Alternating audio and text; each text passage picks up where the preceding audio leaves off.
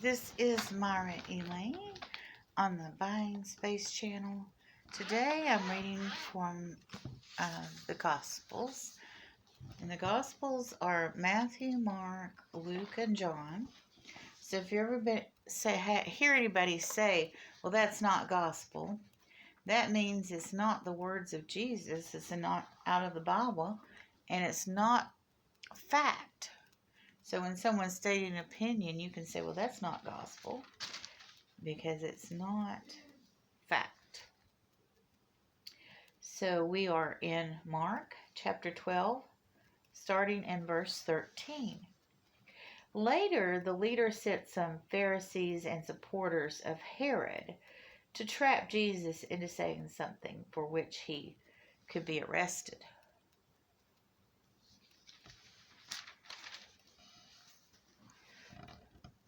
"Teacher," they said, "we know how honest you are. You are impartial and don't play favorites.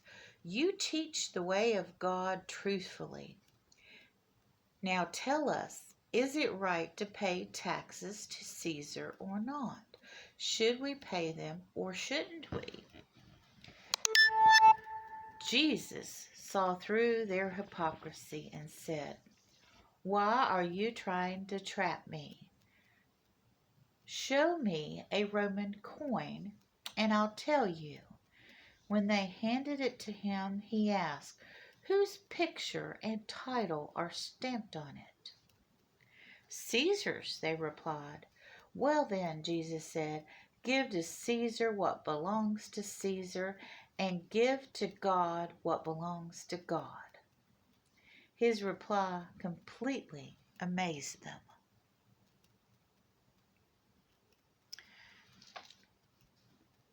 Jesus was a very wise man, a prophet, and the Son of God.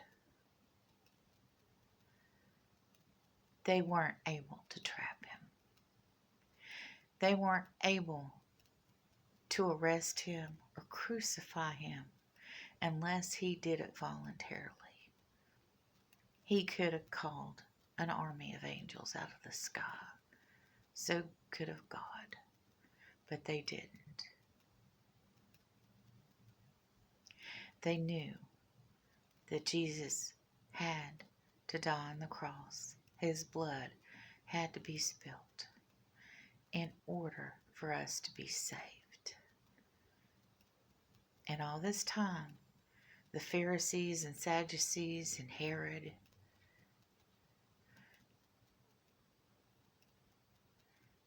were all trying to ruin him at any point in time. He could have just left this earth without being murdered.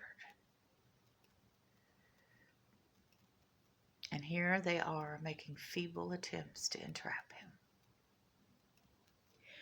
But one thing he does say in here is, give to Caesar what is Caesar's. So should we pay our taxes? Should we follow the law? Absolutely, straight out of Jesus' mouth. We are to follow the law and pay our taxes. Even if we don't like those laws. If there is a law that comes between you and the gospel, that's another matter, because God comes first. But paying taxes is not one of those laws. We might not like what the taxes are used for,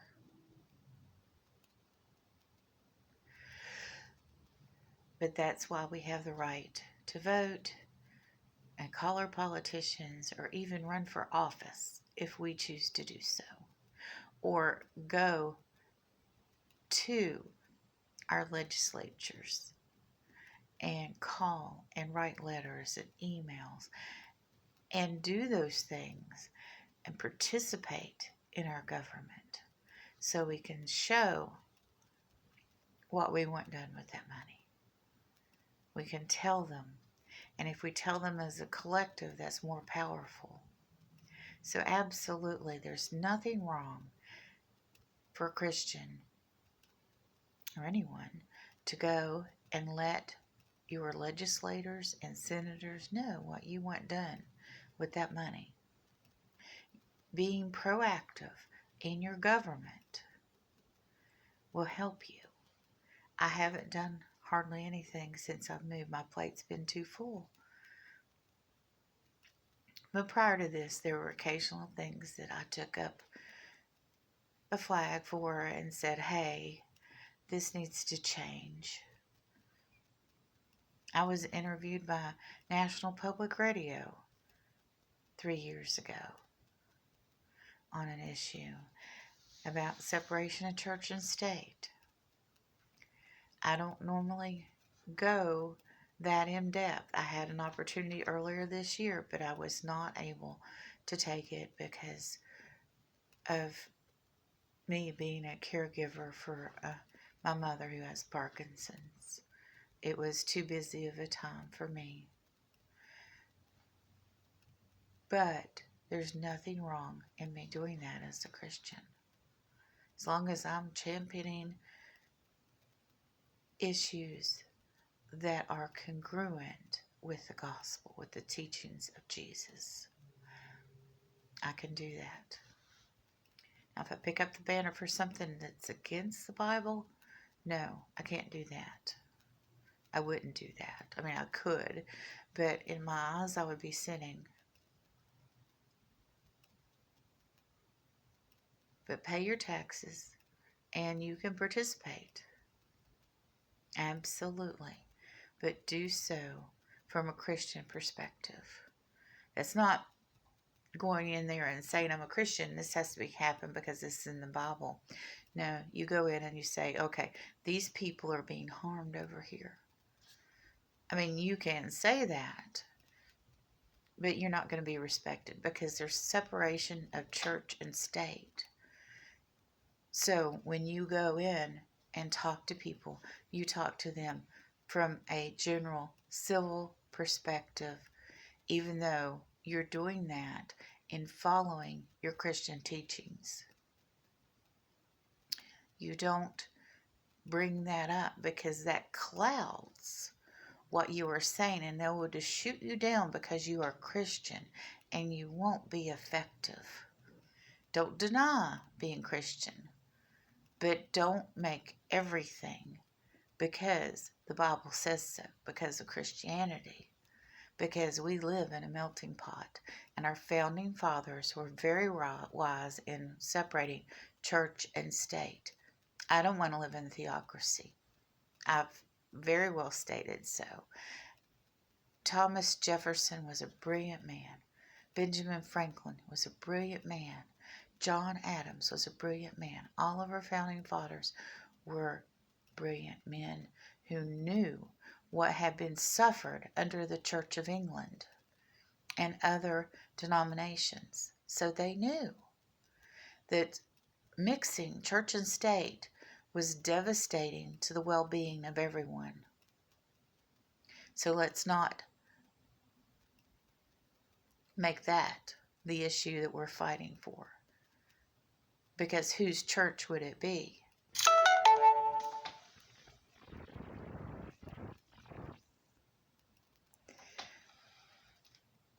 There was some people down in Orange County, Florida, this has been well over a decade ago, decided they were going to have a religion day at public school. And they did. And the Satanists showed up. And the atheists. And a bunch of other Eastern religion type people. And just, I mean, the school board wanted this to be a Christian day because they wanted to tell the teenagers about the gospel of Christ, because they knew many of them were from non-Christian homes or just people that had just forgotten about God. And the atheists gave out a book that talked about all the things wrong with the Bible, and the Satanists handed out satanic Bibles. And so the teenagers did get an education that day about some things that, and like I said, they realized the majority of them were from homes that they weren't being taught anything about the Bible, so that's why they did it. But look what happened. You cannot discriminate. We have equality in this country, and you cannot discriminate. So if you open up the public school system for religion, it's going to be for all religions, including Satanism and worse. And yes, there is worse than groups out there than the Satanists. Just saying. So we need to keep our government separate. Keep Caesar's what is Caesar's. Keep God what is God's. And not mix the two. But we as Christians can be involved in that process of our government, but not saying that our civil government should be Christian. That only brings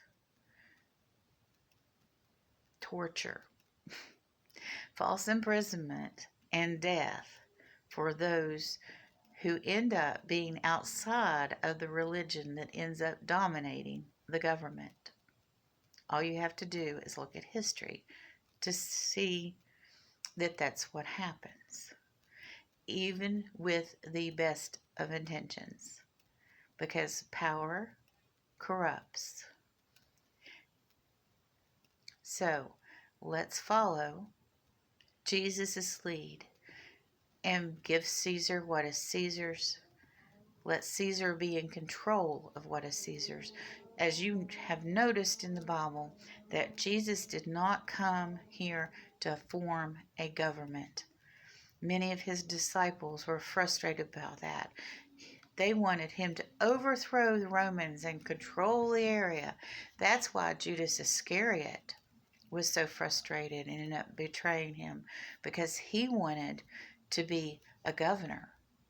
He wanted to be under the governor or the king of the Jews and control territory. And it was about materialism for him. That's why he betrayed him, because Jesus wasn't setting up a civil government.